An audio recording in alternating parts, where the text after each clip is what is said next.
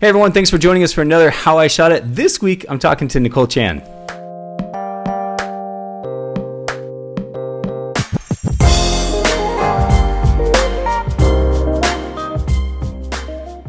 Hey Nicole, how are you doing? Good, Trevor. How are you? I'm doing fantastic. I'm excited to have you on the show, Nicole. I've always been an admirer of your work. You always do things, your photos are absolutely beautiful, but as we were kind of pre-chatting here before we decided to start recording, you were saying that you like to keep things very simple. Is that the case usually? Yeah, I think that it's very easy to overcomplicate things. And on a wedding day, there's just too many things happening. So I like keeping it simple, keeping it fast, and keeping it really lightweight.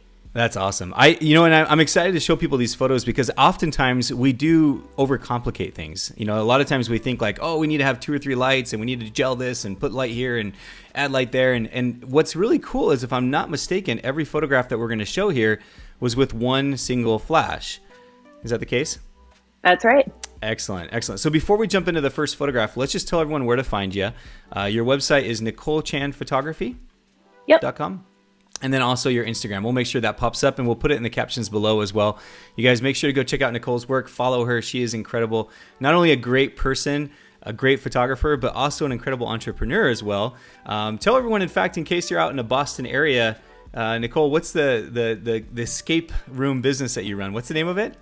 Yeah, it's called Trapology Boston. My husband and I run an escape room in downtown. We're right next to the Boston Common, and we would be thrilled to lock you guys up for an hour. That is awesome. I love that. Thrilled to lock you up. That's fantastic. Escape rooms are so much fun. So be sure to go check those out as well, guys. See, now you have a lot of things to do. You got to go follow Nicole and check out our website and go get it locked up by Nicole. Well, Nicole, let's jump right into this first shot. So you have a photograph here of the umbrellas, or it looks like a couple behind an umbrella. Can you tell us a little bit about this photograph and how it was created? Yeah. So for this specific wedding, it was a little rainy. It was a little drizzly. We didn't really get to go outside. It was also in the winter. So for Boston winters, we get a lot of slush, snow, drizzle, rain, blizzard, all sorts of crazy things. Sounds delightful. And it was fantastic. It was perfect.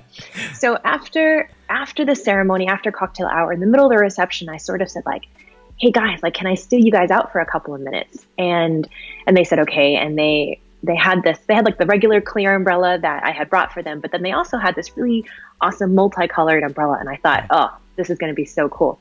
So we grabbed both umbrellas. I stood them out into the field. And in terms of lighting, we did a very simple natural light one. So this is my lighting assistant, Caitlin. And Caitlin's amazing because she is fantastic at squatting in really small spaces and holding a light. So, and in addition to many other things. So what I asked Caitlin to do was I grabbed the speed light. She put a grid on it, put it right behind the couple, maybe about 10 feet away from them, pointed it right at their noses. And they kind of looked at each other. I think they were talking about tacos or something.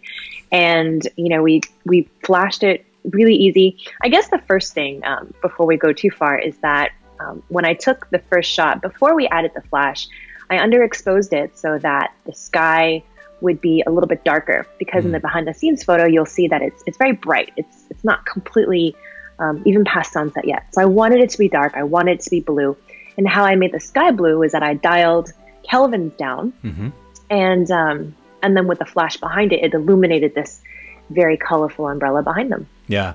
No, I love it. I love how, you're showing the behind the scenes shot, and it shows, like you said, how light it is outside. But then you probably visualize something where you're like, I kind of want to make it dark and moody and almost romantic in a sense. It's kind of like they're all alone in this dark area, but the color just adds this pop. It's absolutely beautiful. Great shot. And I love how simple it is. Again, we talked right in the intro just about keeping things simple. And it's just like, you know what? Just the one flash behind. Got to get yourself a Caitlin. Is that what her name was? Got to get yourself a Caitlin. Get yourself a Caitlin that can get down nice and small and aim that the MagGrid on a flash. That's fantastic. What's great about the MagGrid too is that you don't have that light spilling all over the ground and and everything else. So you got that really nice focus light.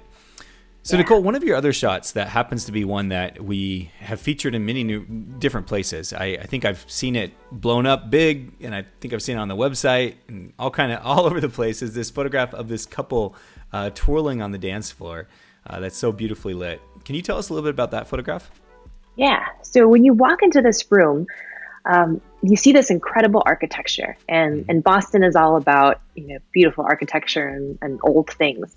So what this couple had really wanted was ambiance of their reception. And they put a lot of thought into, the blue uplighting and the yellow uplighting and this beautiful chandelier. And I thought, perfect colors. And I didn't want to wash out any of that uplighting. I really wanted to add to that photo. So I felt, an on-camera flash or a bounce flash, it might kind of just sort of wash it out and muddy it out. Yeah. So this was also a really simple setup where my assistant had a light stand, or it's not a light stand, it's just like a little monopod, super, super easy. And then a speed light, and then a grid. And then I just kind of put her about to my camera left a little bit, right, and just kind of squat down again so that we weren't being obtrusive to any of the guests. And they just sort of hung there, and then I just waited for that moment. There were a lot of fires that I had to take for this one because, for that perfect twirl and the perfect head placement and a lot of little micro adjustments. But I'm really happy how this came out. I just love how the light just carves them out, and I think, again, oftentimes your exposure is perfect in that you can see details in the shadows on her and in her dress. So it's not super, super dark. So it's kind of like you expose this perfect, the nice exposure there, but then you have that light just carving them from the side. The other thing I just want to make sure I mention, because I think this is something that I wish more wedding photographers would take note of, and I see it far too often. It's where when you're shooting on a reception dance floor, either stay low, stay small, make yourself small, or move around a lot. Because have you ever seen where people will park themselves, and they park themselves right in front of a table, and they're shooting, and they don't think about the people behind them that are basically trying to, look around them. And so I appreciated you saying that. I know you probably didn't think much of it when you said it, but you said, staying small and kind of, and what was the word? Unobtrusive kind of. And I love that. I just think it's so important. Yeah. I think that it's important to remember that it is a wedding and that people are celebrating, and that even though these photos will be fantastic memories for the couple and their families, like there's still an experience to be had. And if all people are seeing are the back of my head, maybe not the best view. Yeah, no, that's true. That's true. Again, I think what I love about these How I Shot It interviews that I get to do with people is it reminds me of some of the most important things at wedding days as well, because, after doing hundreds of them, sometimes you even tend to forget, but I just thank you for bringing that up. I think that's fantastic. Awesome shot. So Nicole, let's jump right into this other one that is actually more recent, I believe. In fact, I think we just featured it on MagMod's Instagram channel, or is that how you say it? I sound so old when I say Instagram channel. It's the shot with the fish tanks. Can you tell us a little bit about this one as well? Yeah, so this is at the New England Aquarium in Boston, and it is known it's a beautiful venue, but it's a challenging venue because it is a black hole. And of course, you want to keep the exhibits relatively dark so that the focus is on the fish tanks. Yeah. So we saw these two fish tanks, and I thought it was so cool that there was this perfect little clean sliver of black. And, in real life, when you look at it, these fish tanks are very, very bright. So if you were to put a couple there, you wouldn't be able to see their faces whatsoever. And if you exposed for their faces, and the fish are all just big white blobs of rectangles. Yeah. So what I really wanted to do was, this couple picked this aquarium for a specific reason. They wanted their guests to really enjoy Boston. They wanted their guests to enjoy, the penguin exhibit and all the freshwater tanks and things like that. Yeah.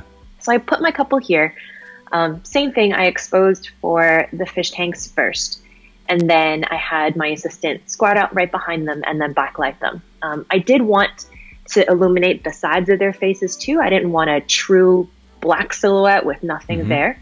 So I had my assistant come a little bit closer and a little bit higher, right below their chest level, so that you wouldn't be able to see the flash.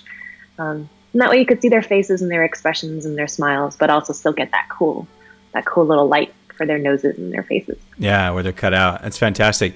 Do you ever find, when you had mentioned in the beginning there that you like to, or you want to expose for the fish tanks first, do you ever just kind of like point your camera towards the fish tank, or do you normally kind of set up the shot and then how do you normally do that? How do you expose for those fish tanks first? Does that make sense? Yeah, good point. I never want to waste a couple's time because time is so precious. So what I usually do is I'll take a little walk around whatever venue I decide to go to, and I'll say like 1, 2, 3, and then we kind of call it a day. And then when I say these are the 3 spots that I'm going to go to, in this spot we're going to backlight here, in this spot we're going to set up this and this and this, and then the 3rd spot we're going to keep it simple and just do this. So I kind of communicate with my assistant very quickly before we bring them out, and then also for each of the 3 spots that we go to, you know, so if I were to go to this fish tank, I would put my camera up, I would dial in, and I would say, okay, great, that's my ambient. And then I usually keep my flash power pretty low. Yeah. So we go there, I dial it in, great, perfect. Next spot, I dial it in. And I just sort of remember those settings. They're usually not drastically different from one another. So I have it in my head. And then once I grab the couple, it's almost like, we've done this already. I know what to do. No, that's fantastic. So you'd mentioned keeping the flash power low. Do you ever use your flash on like, I think you're Nikon, right? I switched to Sony. Oh, you switched to Sony. Okay. So do you ever, so what does Sony call it? Canon calls it ETTL, Nikon calls it TTL, Sony calls it what for automatic flash settings? Yeah. So I use the Godox flashes. Okay. And they are also TTL. But for the most part, for this kind of work, I keep it on manual because control freak. I think it's nice to be able to know exactly what kind of output is coming out. Yeah, no, I'm the same exact way. And again, the reason I like to bring these things up is for those people who are watching these, when Nicole talks about keeping her flash power low, if you're thinking, well, how do I do that? You have to make sure to take control of that flash and don't let it shoot automatic powers such as ETTL or TTL. Actually tell it what you want to use. So I'm with you. A lot of times I'll even start as low as like 1/128th or 1/64th power and then just kind of go up. Usually 1/32nd is like plenty enough in most situations. It's only when I really want to, shoot before the sun even drops that I'm shooting at like 1/16th, 1/8th, or 1/4th. So awesome. Hey, so Nicole, let's talk about this shot where we have this couple in this building with the city skyline behind them. And what I love about this shot is there's so many times where photographers struggle shooting with windows behind couples. And I think the reason they struggle is they're trying to get that balance.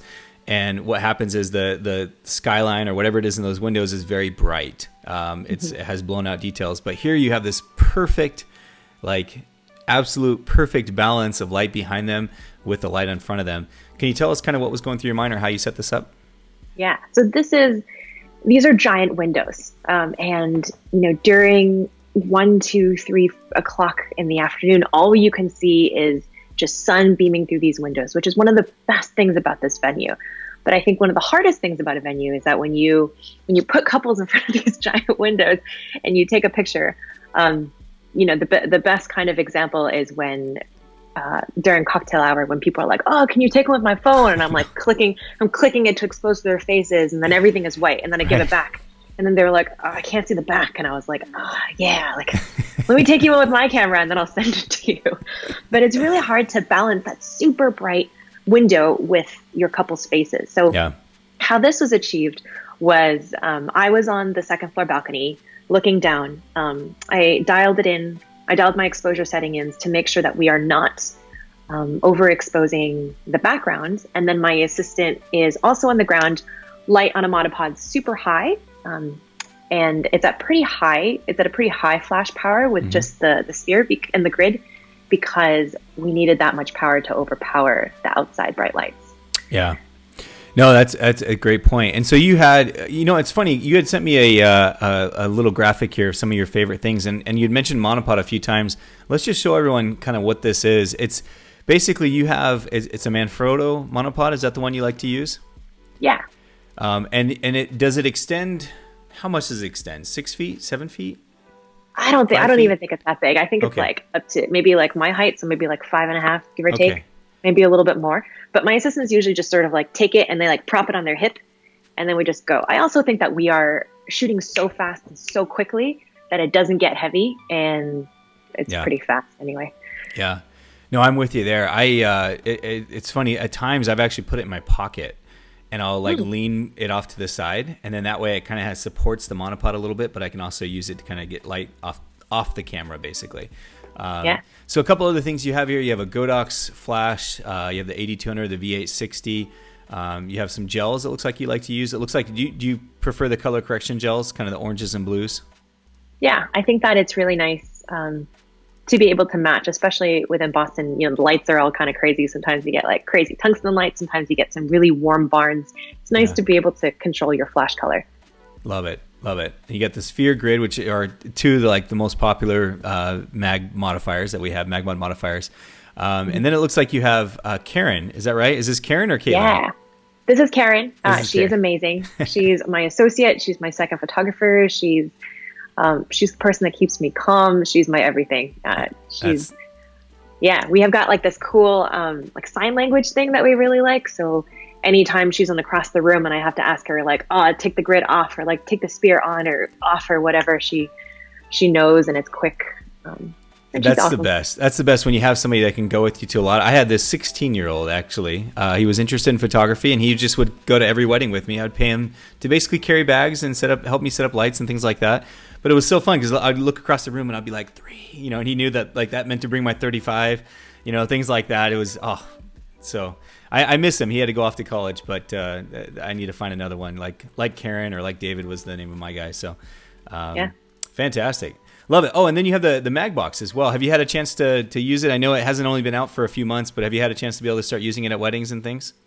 Yes. The best thing about the mag box is how soft the light is and how fast it is to set up. I was completely blown away, because I think weddings are so demanding, as in like everything needs to happen 10 minutes ago. So with the whole concept of being able to set it up so quickly was fantastic. I love all the hardware it comes with. Like I love like the mag shoe. The mag yeah, ring. the mag shoe is fantastic. The ring is amazing. It just all integrates really well together. Yeah. No, I'm with you. I love it too.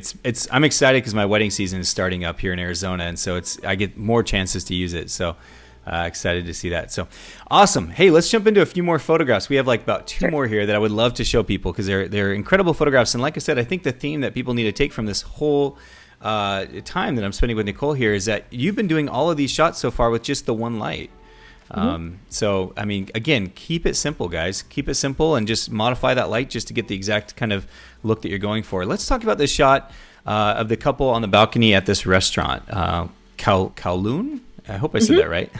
Yep, you got it.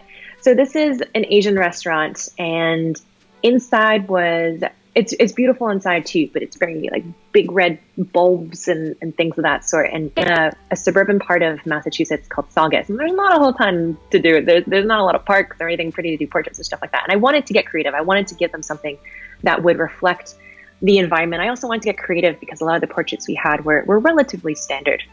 Yeah. So Karen had put them, right in the window. I ran outside. We used our fancy sign language, and we framed this incredible venue that they had chose for their reception.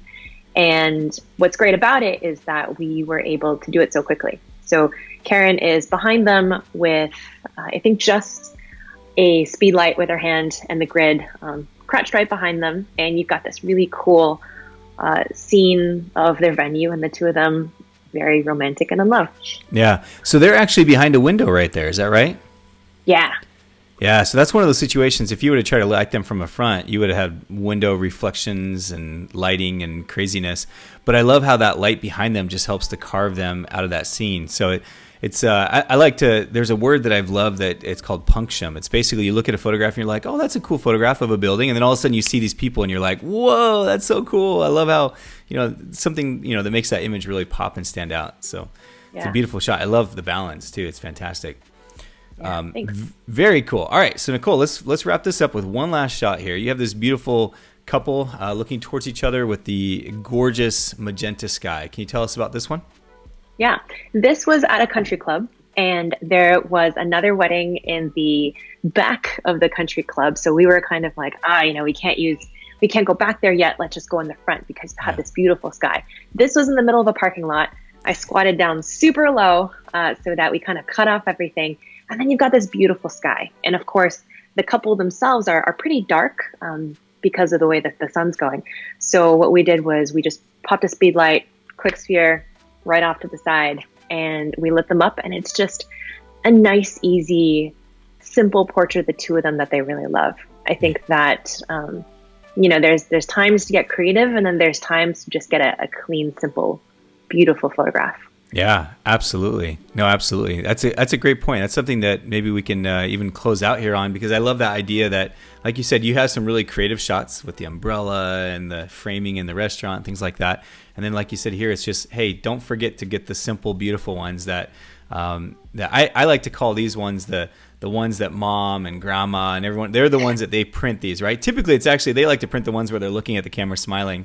Right. But they're beautiful shots nonetheless. So you said this one was with the mag sphere, and did you and you think you added the grid to it, or just the mag sphere by itself? Most likely the grid as well. That combination is a favorite of mine. Yeah, yeah. And I love how you got down nice and low, and you said this was literally in a parking lot with cars Everywhere. by, huh? Everywhere. All over the place. I hate cars. I honestly, when it comes to photographs, it doesn't matter how out of focus a car is, you can tell it's a car, and it's just like drives me crazy. So, beautiful shot, Nicole. I absolutely love it. So, Nicole, again, I'm so glad you came on here, because I think it's so important, again, just to reemphasize to people, you don't have to make it complicated. Keep it simple. You can tell just from these amazing photographs that we saw from Nicole that it doesn't require a bunch of lighting setups. So, well, Nicole, I certainly appreciate having you on here. And guys, make sure to go check out Nicole's work. Make sure to go check out Trapology when you're in Boston. I know I want to go do it. You have some incredible escape rooms, so I can't wait to go do those. And again, thank you so much for spending the time and telling us a little bit about how you shot these images. Thanks, Trevor. It was awesome talking to you. Yeah, likewise. Have a great day, Nicole. Thanks, everyone, for joining us, and be sure to join the How I Shot It videos that we publish every Friday on YouTube. So thanks again, everyone. Thanks, Nicole.